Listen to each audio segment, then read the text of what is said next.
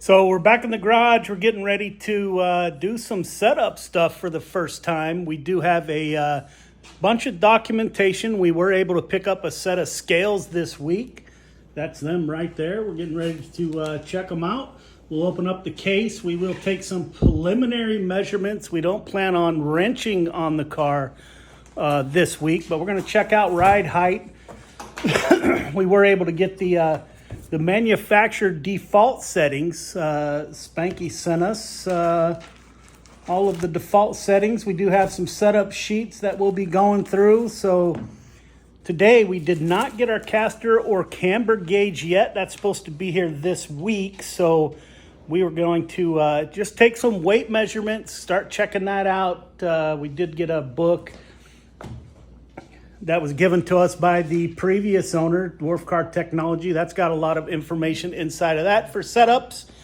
Most of this information that we're getting is coming from the Colorado Dwarf Car Association. We watched some YouTube videos that they put out on setup, so that's kind of what we're going to go off of. Today we're just going to see how the scales work. We'll try to get some weight measurements. The garage floor is not perfectly level, but it's going to be level enough. So Joe and I are going to put the car on the scales and see what it looks like. We may get a ride height and just do some measurements and get started. Again, we have done 0 setups ever in our life. So yeah, we got the manufacturer suggested base. So we will get after it, and when we come back, maybe we'll show you the car on the scales. Again, thank you for tuning in. So here's the kit. As you can see, I'll show you. You have a dedicated pad for each corner of the car. They are color-coded. They are made out of heavy aluminum, as you can see. They are angled to drive a vehicle or a car up onto the scales. However, I don't think we will drive. We'll jack up the car and set it gently. Those are the weight indicators. So we're getting ready here. We're going to put them on the 4 corners of the car. This is your control box. It is a Perform Pro. Pretty impressed so far. So we'll put them on the car. We'll go ahead and jack up the car. And when we come back, we'll show you what our initial weights are. So we'll be right back. Welcome back. So here you go. Here are the plates underneath the car. We jacked up the car and set it. You can see we're kind of on a crack here in the garage. So we definitely won't do this when we're setting up the car for real. This is just kind of a test to check everything out, make sure that everything is working. There are the 4 plates. We zeroed out the scale. So now we have the 4 plates underneath the car, and we will take some checks here. We have recorded what our measurements are. We do have the manufacturer's sheet. This is the sheet that we did with the car. You can see that we got our weights front and rear. According to the manufacturer suggested, your cross weight, which is your front right, rear left, should be anywhere between 48.5 and 51. Looks like we are at 48.6, so we're right on the edge of being a little bit too low. Left side's 51 to 52. We are at 50, so we have to change that.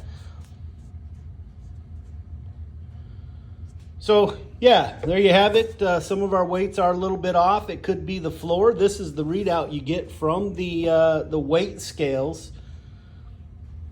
So we do have some work to go. The car is close. We got to figure out now. Most important is the cross weight, because that deals with your loose or tight, and that is the weight between your right front and your left rear. So we'll figure all that out. Again, January 1st is quickly approaching, so we can't wait to get going. But wanted to show you the weight scales. So this is the first time that we've actually got the car out and got it on the scales. It looks like it came in at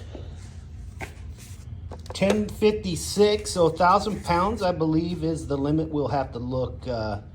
We're at 1056. So those are our first measurements. So now we can figure out how we change everything. We won't check the ride height today. We'll go through measurements once we get the camber and caster gauge, and we have a toe out bar that we will check out. So yeah, wanted to show you the scales. There are the weights. First time the car has been on the scales. So thank you for tuning in, and we'll wrap up here momentarily. So there you have it. There is the cars on the scales. First time that we've actually done something other than kind of just look at it, climb in it, and mess around. So that was cool. We are making progress. The scales are pretty cool. They're not crazy expensive. We were told that you either need to find somebody with scales or buy your own. We don't really know anybody yet in the dwarf world, so we found some scales on Facebook Marketplace, actually. They were brand new, still in the box. So yeah, now we own a set of scales. We walked over those scales with you, and it gives you a lot of useful information. Our weights were all really close, actually, to what the manufacturer recommends. We have not really set the actual tire pressure yet, which is going to affect the distribution of the weight on the car. So our numbers were really close.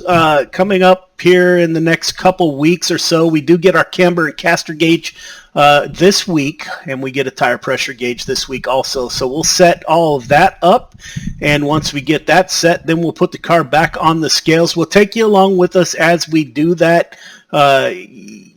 It was very interesting. The car was really close to the manufacturer specs, as I mentioned. So yeah, it was really cool to do something other than just look at the car, like I said, and touch it and mess around. But our weights were super close. We do have a lot of stuff to do between now and January 1st. January 1st is our first play date, so we can't wait for that. Hopefully we have the car set to specifications. There is one bar on the rear end of the car. We talked to Spanky from M&M Chassis that we need to change out to a solid bar. We'll look at that probably next week. We'll take you along as we go. I'm not real certain what the bar does other than it allows the rear axle or the rear housing to turn a little bit. Little bit above our skill level. So we're going to put a solid bar in there. We'll take you along as we do that. And we will set our weights. We'll set our camber and caster.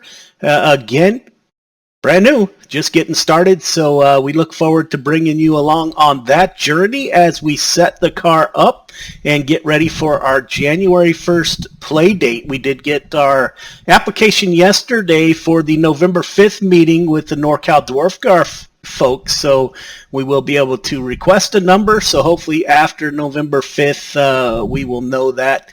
My birthday is coming up 22 October, and just found out there is a dwarf car race down near the Bay Area, so my son and I will probably head down there and check it out, take a look and see what's going on. But so that's it. That's weights for the day. We showed you guys what the weight, the scales look like. I've never messed with them a day in my life, so thought we'd share that with you. Next, coming up, we're going to be working on tire pressures, camber caster, that type of stuff, toe out. So we will bring you along. Again, a big shout out to the Colorado Dwarf Car guys who put out a 3-part series on car setup. So we're using a lot of their information, and they are kind of guiding us along the way. So greatly appreciate everyone tuning in. If you like what we got going on, please subscribe to the channel. Give us a like if there's something that you'd like to see us do, or if you have questions, please do not hesitate to shoot us a question, and we will do our best to answer the question. So thank you all for tuning in, and until next time, we'll see you.